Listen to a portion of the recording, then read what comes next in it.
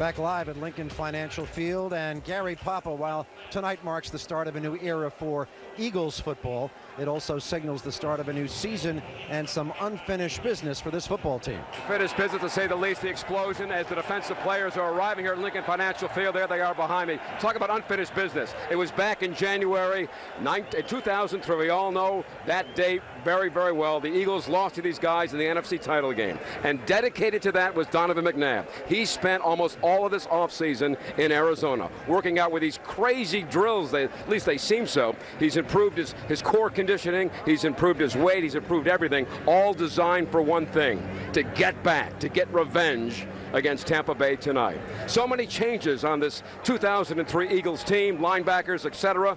For that, we go to our buddy, our Mr. Football Man, Phil Andrews.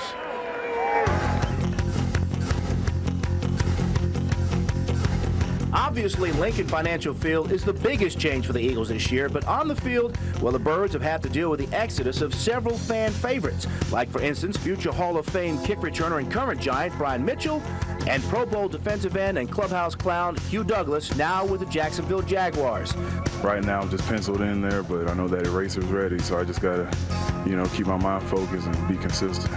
Of course, in addition to Kalu, Coach Reed was hoping to replace Douglas with third-year man Derek Burgess. But after tearing his left Achilles tendon in practice last Friday, Burgess gone for the season, forcing the Birds to sign 11-year veteran and former Pro Bowler Marco Coleman. I'm really excited, the opportunity, the players, the city. This is a great opportunity for me at this point in my career. The Eagles also had to replace linebackers Sean Barber, Levon Kirkland, and Barry Gardner, and did so by signing free agent pickups Nate Wayne and Mark Semino, who surprisingly have gelled nicely to the Eagles' defensive scheme. I'm not surprised because I've seen it happen. I feel like we're all reacting well and learning everything well, so that's not an issue. But what about on the offensive side of the ball, where there has been little, if any, change?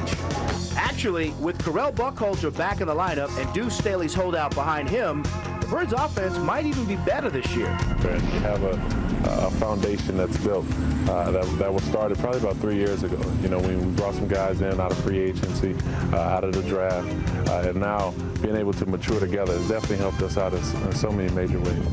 Oh, and by the way, if you're wondering who will take over Brian Mitchell's kick returning chores, how about Brian Westbrook and this guy, Leo Shepard.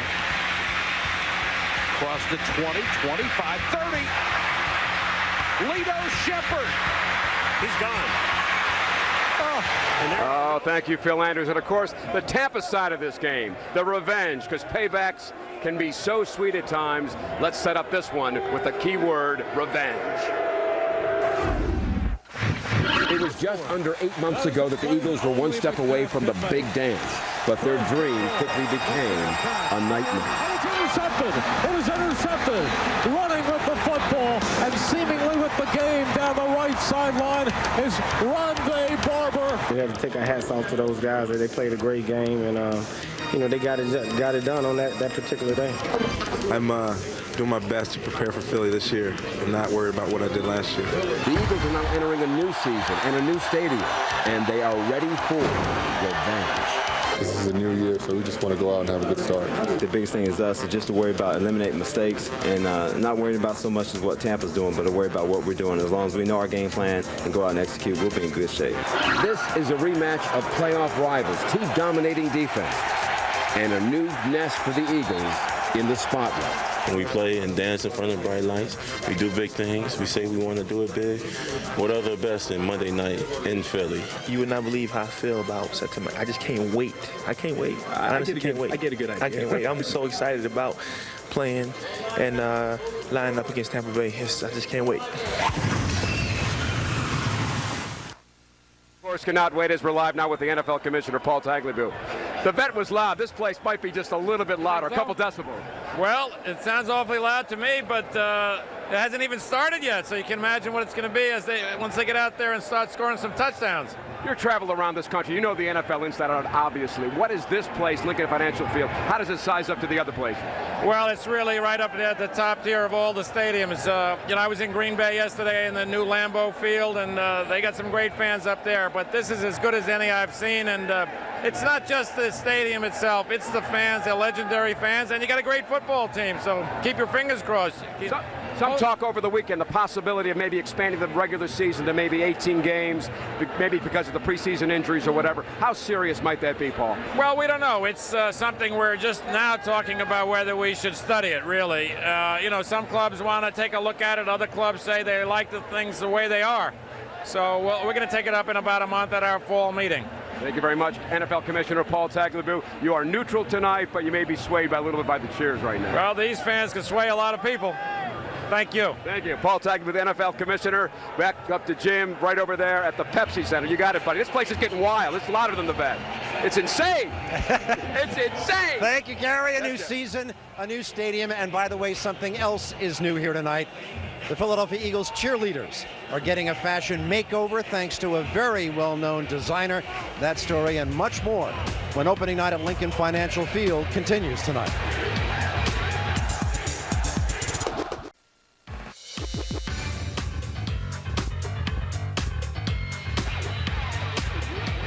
Welcome back to Lincoln Financial Field for the grand opening here tonight. And Cecily Tynan, one of the links between the Eagles and their fans, the Philadelphia Eagles cheerleaders, and word is they'll be sporting something of a new high fashion look this year. That's right, Jim. Certainly getting a lot of looks for this high fashion look as well. Designed by Vera Wang, usually someone you think of who designs expensive wedding gowns and evening gowns, but now she's designing cheerleader outfits for the first time, and we unveiled these at 6 o'clock tonight. First time the viewers got to see this. I have Amanda here with me. Let me ask you, what do you think? You've got to be a little self-conscious. There's not a lot of fabric there. There's not a lot of fabric, but we love them. They're very elegant, very classy, classic Vera Wang style. So we're very excited to show them off tonight for the big game. And Lauren, this is your first year as a cheerleader. How did you prepare for coming out here, sporting the new outfit in front of all these fans? Well, when we rehearse in shorts and a sports bra. So we're used to seeing ourselves and trying to make ourselves look best in it. We'll look best in these. We're ready. And I think I can say for all the fans that you guys look great and have fun tonight. Back to you, Jim. Thank you, Cecily. Of course, there's no better place to showcase a new stadium than on national television. When we come back, we will take you behind the scenes of Monday Night Football as the crew gets ready to bring you some football opening night at Lincoln Financial Field. We'll continue in just a moment.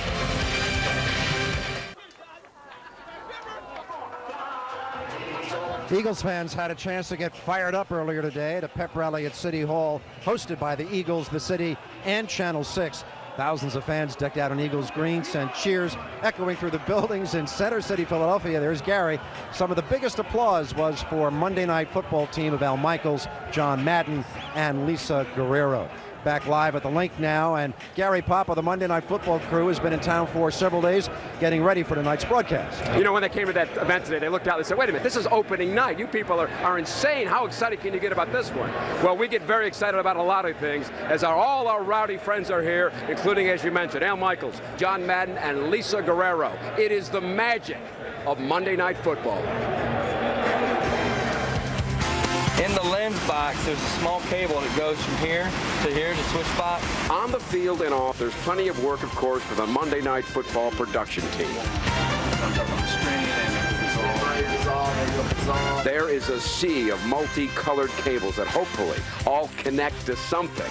Audio boards, TV monitors, editing systems, miles of cables running outside and inside Lincoln Financial Field. We have pretty expensive graphics for stats and scores and those kinds of things. We're prepared in another area of this truck. I'm the only director. We have about 24 or 25 cameras that are set up, about 19 or 20 of which are used for game coverage. And one of those cameras is Skycam. Here it's being tested just yesterday. John Madden loves the angle from it. And when they're not working, this team actually gets to be on the practice field. John Madden could not resist coaching this team as well. Just inside the numbers. Right there, that's it now. Good. There, that's the best one. Okay. This is a stress reliever for everybody because they know that the nation will be watching tonight on Monday Night Football.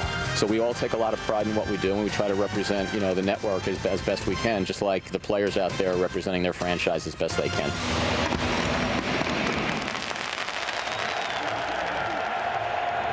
Monday Night Football. We got a shot here, Tony. The players are coming off, and when they come off, this crowd goes crazy. And I'm trying to gauge just how loud it is. Seems to be an echoing effect from one end zone side to the other, and it just explodes with emotion. It is a tidal wave of so many years of waiting for this game, waiting for this night, waiting to say hello Lincoln Financial Field as the Eagles are getting set to play the Tampa Bay Buccaneers. It is quite a scene. I wish you could smell the grass. I wish you could hear the actual intensity of it all. In fact, one of our old buddies, Ricky Waters. Ricky. Our old buddy, what do you think, Ricky? Hey, man, what's up, man? I'm happy to be here right now. This is crazy. Look at that. Woo! All right, we'll go back to Jim Gardner. It's getting wild down here. Thank you, Gary. The clock ticking down now toward the start of our opening ceremonies. An extravagant laser light show coming up, plus spectacular fireworks and lots more when opening night at Lincoln Financial Field continues, and we will be right back.